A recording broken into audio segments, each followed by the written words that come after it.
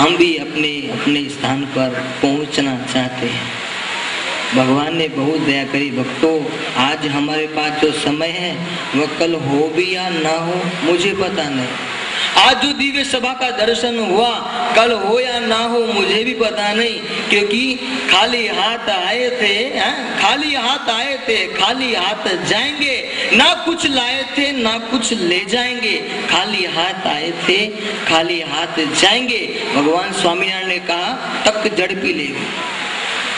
जब भी मौका मिले मौके को छोड़ना नहीं, मौके को तोड़ना नहीं, मौके का लाभ उठा करके, मौके का समागम करके, मौके का संग कर करके उस मौके का लाभ उठा लेना, तो फिर आपको कोई चिंता रहेगी नहीं। लेकिन मौका हाथ से निकल जाए और फिर पछताए, जब पछताए हो तो क्या, जब चिड़िया चुग गई खेत, फिर हम विचार करें हाँ सुंदर मौका मिला, सुंदर लाभ मिला, लेकिन मुझे लाभ लेना बाकी रह गया, मैं दूर रह गया, मुझे बहुत अफसोस है। जब चिड़िया चुग गई है तो होत क्या है, जब चिड़िया चुग गई खेत होत क्या।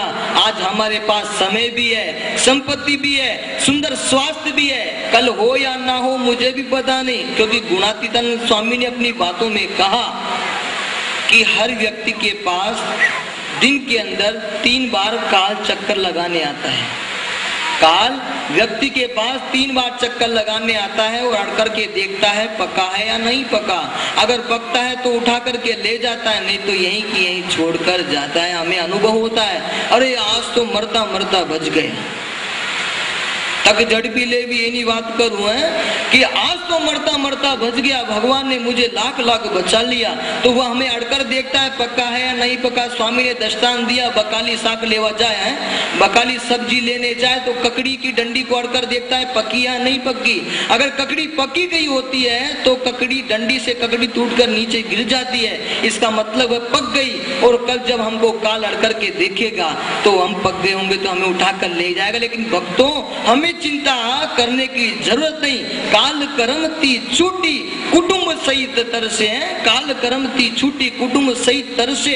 भगवान स्वामीनारायण ने कहा है जो हमारे आश्रित है, जो हमारे शरण में है, वह काल माया पाप कर्म यमदूत भयादन सबसे छूट करके हमारे धाम में आएगा। लेकिन काल का किसी को भरोसा नहीं, कल का भी किसी को भरोसा नहीं है।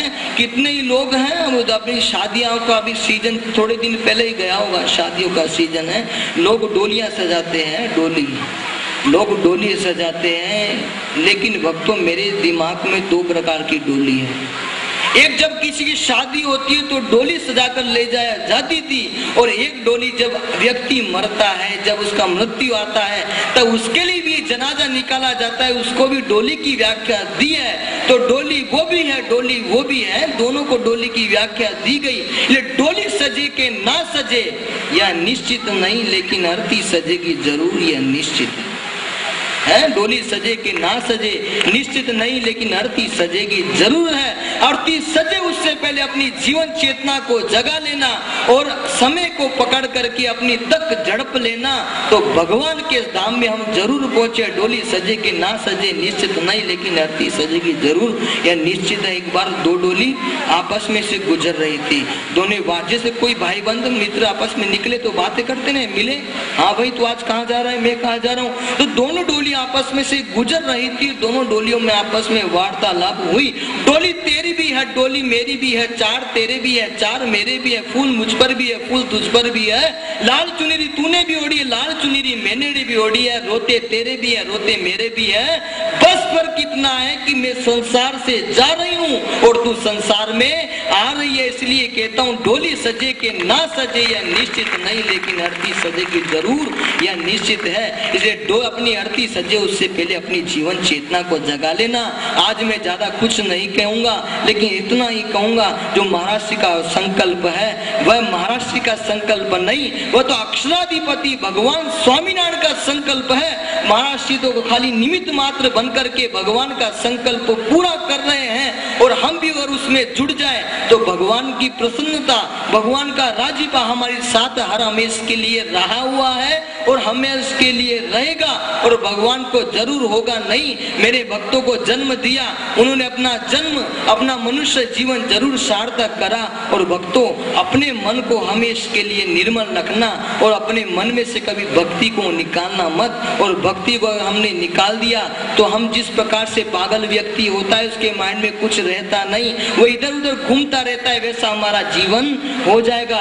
और भगवान के भक्तों को तो भगवान की भक्ति के बिना चलना ही नहीं चाहिए। जितना हो सके उतना, भले कोई संत आए कि ना आए, लेकिन आप सब मिलकर के यहाँ पर भगवान का सत्संग भजन करना और संतों की आज्ञा है। संतों खुश तो बहुत है, महाराज जी भी बहुत खुश है और आपके अनेक बार आएंगे, अनेक बार सत्संग कराएंगे, लेकिन हमारा भक्ति, हमारा देह छूट ना जाए। तुलसी रामायण में हनुमान जी ने पूछा, भाई आपको दुख कब आता है? तब कहा, कह हनुमंता विपत्ति प्रभु सोई,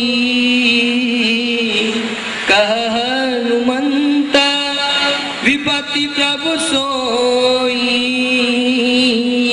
जब तब सुमीरन भजन न होई। कुछ भी दुनिया करे हमें उससे मतलब नहीं, लेकिन मेरा भजन, मेरी भक्ति मुझसे छूटती तो नहीं। भगवान हनुमान महाराज ने कहा, हनुमान दादा ने कहा कि प्रभु जिस दिन आपका भजन नहीं होता, बस वही मेरे लिए विपत्ति समान है, वही मेरे लिए दुख समान है। हमें दुख ना प्राप्त हो उसके लिए भक्ति करते रहना, क्योंकि भगवान का आधार, भगवान का प्राण, भगवान का जीवन प्राण तो भगवान की भक्ति है। और भगवान की भक्ति, भगवान का भजन करते रहना और इसी प्रकार से धर्म कुल के प्रति श्रद्धा रखना, तो भक्तों भगवान आपके ऊपर राजी तो है, प्रसन्न है और बहुत प्रसन्न होंगे, क्योंकि द्वार मोक्ष का यहाँ पर है। बस पकड़ने की जरूरत है, पहचानने की जरूरत है और ज्यादा कुछ नहीं कहूँगा। भक्तों, इसी प्रकार से सत्संग करते रहना और भगवान के अपने इष्ट देव के प्रति निष्ठा रखना और कोई दूसरा हमें खींच करके ना ले जाए, बस इसका ध्यान रखना। हम नरनारायण देव के, नरनारायण देव के होकर रहेंगे, दोनों गादी के आश्रित है, दोनों गादी के आश्रित रहेंगे और किसी के जाल संजाल में पड़ेंगे। ज्यादा कुछ नहीं कहते, आज के दिन इतना ही। बस मेरी वाणी को विराम। बोलो श्री नर नारायण देव।